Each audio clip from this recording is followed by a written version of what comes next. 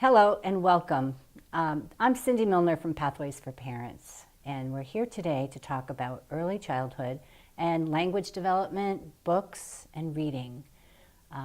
So I'll get right started. Pathways for Parents is a program funded by the Department of Early Education and Care, and we work with families with children prenatal to age about 10. Parenting, we do child development, we do resources. If you need a resource, you call us and we help you find the resource you're looking for. We have playgroups, we have dinners, parent cafe dinners, which are educational in the evening. We do dinner, childcare, and adult discussion, and it's all for free. So anytime you need something, give us a call. Pathways for Parents has multiple programs. We start with a welcome baby program for that newborn. We then move to our playgroups, birth to school-aged. After that, we do programs at libraries and in community spaces. So feel free to look us up on Pathways for Parents. We have a website and a Facebook page. So I'm going to get into the books that we do. In our welcome baby program, we offer parents for the brand new first-time babies a book that I love because it not only tells you the old lyrics to poems and things that you might have forgotten, like "Hey diddle diddle, the cat and the fiddle, the dog jumped over the moon." The words are right here, but it also portrays how to read to your young child. Beautiful pictures. And board book, nice and sturdy, is a chew toy as well. So it's a great venue. So we give parents these for free with that first baby. With the toddler, we move up to the Bunnabee Bunny. Same kind of thing. It develops a story, but it also gives you parenting tips about reading. I was asked yesterday about a young child who doesn't stay with the book very long. So they'll read a page or two and then they get distracted and want to, go do something else. And I tell parents, then start young, take a bookmark, place it in the book, and keep your bookmark there. Have the child go back to the bookmark and restart the book from that point on. It's a good method to get them to read the same book and to stay on topic. Other books that I like are teaching books that teach language. This particular book teaches positional phrases. "Where's my hug?"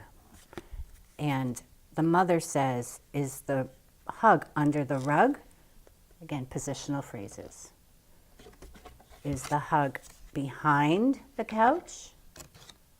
And when I teach children to use these flap books, I teach them to open it and then close it and tap, tap, so it secures the book instead of being torn. Little few hints. This book is, again, similar. It's a teaching book, but it teaches about bedtime routines, which is a nice, simple, very durable book that many families read over and over again at bedtime. And so now I'd like to introduce you to my guest today. Sarah, welcome. Thank you, Cindy. Thank you for having me. You're welcome. And so what I'd like to have you do first is to tell a little bit about yourself and who you are and what brought you to being an author. Yes. So I am a local mom here in East Longmeadow, Massachusetts. I am a mother to a 3-year-old girl here, and I am part of the East Longmeadow Moms Club, and I'm also a local nurse for a hospital in the area. Okay. And busy. Very busy, yes. And I wrote Mama, Where Are You Going? It took me about 2 years to write this book from start to finish, from the creation of the idea to actually the physical copy of the book. And I wrote this book because you have a child and you're going to love that child, but once that child is here, you're consumed with love and for that child. Yeah. And I knew that leaving her would be tough. It's tough being a parent. It's tough balancing life, everything from the day-to-day errands to the harder things, like going back to work. And I know it's a struggle that all parents go through. So I wrote Mama, Where Are You Going? It's a simple, endearing book geared for 0 to 5 years old. And it talks about sometimes that a parent has to leave, but that there's no one more important than your child. So it's helped my daughter, especially this year as she started preschool, helped her with her separation anxiety. Both my husband, we both work part-time so that one of us was always home with her. But the hard part is she's never done daycare. She's never really been outside of our care. So she really had a tough time. And this book helped to let her know that, you know what, Mama leaves, but she's always comes back. And in the end, there's no one more important than her. That's true. That is true. It's beautiful. Why did you choose the board book style? I chose board books because I felt, especially for 0 to 5-year-olds, you wanted something sturdy, something durable, something the child could carry around, something you could throw in your purse or the diaper bag, something that was sturdy, durable. I wanted it U.S. made, so I had it printed in the U.S. because, like you said, they are chew toys. So I wanted something that would last them a very long time. I felt like the message of this book was very important, and she chooses this book to read every night, and I hope other children do too. That's beautiful. Mama, Where Are You Going? And the graphics I love the colors. The colors are bright, they're fun, they're warm. I feel like I can feel that warmth between the mother and the child in this book. And it's a beautiful, beautiful book. Thank you. Why don't you read a little bit of Absolutely. it to us? So, Mama, where are you going? To my sweet girl Aria, who inspires me to do more. Mama, where are you going? Mama is going to the kitchen to make breakfast. I am going to make your favorite, scrambled eggs and blueberry pancakes. That way your tummy will be full and you can play all day. Mama, where are you going? Mama is going to wash the clothes in the basket. When they are clean, let's have some fun. Our adventure is never done. Mama, where are you going? Mama is going to the market to buy fresh fruits and vegetables so you can be strong and climb mountains and swing as high as the sky. Mama, where are you going? Mama is going to check on your baby brother. He loves to sleep. We have to be careful so we don't make a peep. Mama, where are you going? Mama is going to the post office to mail the pictures you drew for Grandma and Grandpa. They love to see everything you do. I am sending them a picture of our trip to the zoo. So I tried in this book to do a lot of rhythmic verses that the children could recite. So I've done a couple of local readings and signings, and it's fun to get the kids engaged because they can predict what the next sentence would be. So it's fun and engaging for the children. It has a simple rhythmic verses to it that the children can repeat and recite. So I really, I love this book, and I hope other children do too. That's perfect. Let me take a look at it again. What I liked that you did is again in the graphics, right? Very homey looking. Again, you can tell the warm feeling between the characters. I love the dress up part. The other one I liked is the one that you read. Let me see if I can read this one. Mama is going to the market to buy fresh fruits and vegetables so you can be strong and climb mountains and swing as high as the sky. How empowering that just that little statement is. Like, you can do anything you want. I'm going to keep you safe and healthy. And that's an empowering statement. Yeah, so it's a beautiful, beautiful book. Thank you. Any other books you are thinking of writing? I would love to do a Mama, Where Are We Going? And, you know, this book talks about where a parent goes, but where do we go during the day and what causes, you know, sometimes my daughter has a little bit of anxiety, like the pediatrician or the doctors or dropping off at preschool. So I'd love to one day do a Mama, Where Are We Going? And engage the child into it as well. That's beautiful. Yeah, that can lead up to so many different types of books. Great. You've had a lot of success locally, which is good. A lot of local readings, signings, a lot of support from the East Long Meadow Moms Club and friends, and the community has really embraced this book, which is very welcoming and exciting. That's perfect. What a perfect book. Anything else you'd like to tell us? So how does your daughter read that book to you? She reads the phrases, so she's Yes. not at the point where she can read yet, but you wouldn't know it because we've read it so many times that she Right. repeats everything, and she's ready to say the next verse before I am. And that's typical in the development. So Yes. rereading a book 2 or 3 times is a good thing.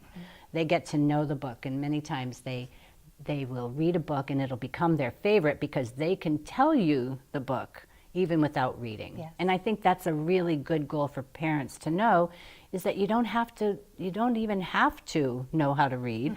You have to just be able to make up that story with the pictures, Yeah. you know, and let them find their own creativity. And once they learn it, they'll repeat it. That's beautiful. I'm going to also just talk a little bit about Pathways for Parents, because I know we've known each other a couple of years. Pathways for Parents also does a early childhood screening, which is for the parent to do. The parent gets a tool that looks like this. It's called Ages and Stages, and we call it Help Me Grow, so that the parents can look at the development chart, check off whether the child is doing it, not yet, or doesn't do it at all. We score them and we give them back to the parent for the parent to keep, so that the parent can then compare growth over time, which is the most important thing. It's not about, are you doing all these things right now? It's about growth over time. And then when they go to school or preschool, you know, they have a little benchmark of what that child can do. And pediatricians also will say to you, is your child doing this? And you have to say, I don't remember. When did they walk? I don't remember. This documents all of that for you.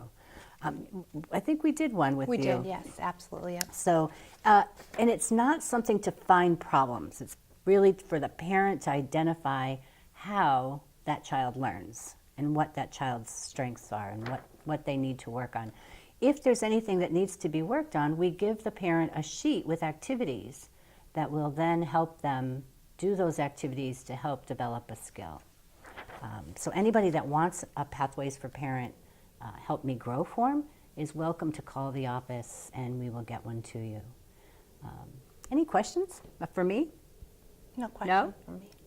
And we are also at the library still on Mondays with the newborns to whatever age. They grow fast. They yes. grow very fast, very fast. And that's why we started at the libraries, and then we go into our programs with playgroups in other locations. We have 8 towns, and many of the towns have playgroups built into the town.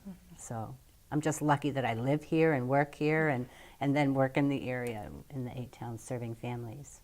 Well, thanks for coming today. Thank you for having me. I really, really wish you lots of luck on your book. And there'll be a whole town of book readers and writers soon, right? Absolutely. Terrific. One last note is that the adults that are interested in this, here's a great book by Betty Bargy.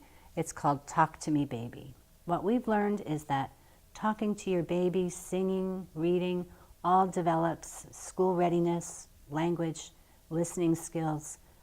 Perfect book for adults to read.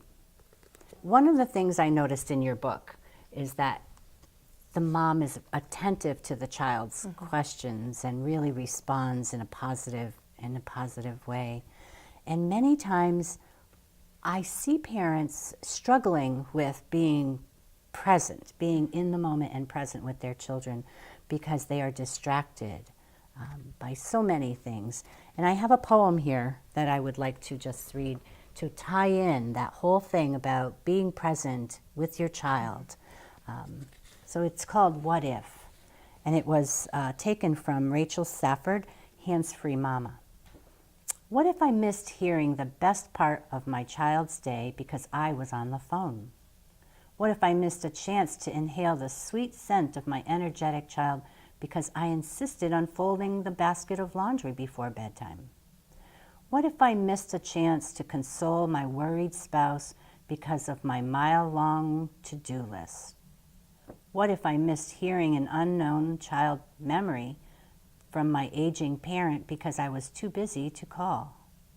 What if I missed a divine cloud formation in the sky because I was racing to the bank, the post office, the dry cleaner before picking up my kids from school?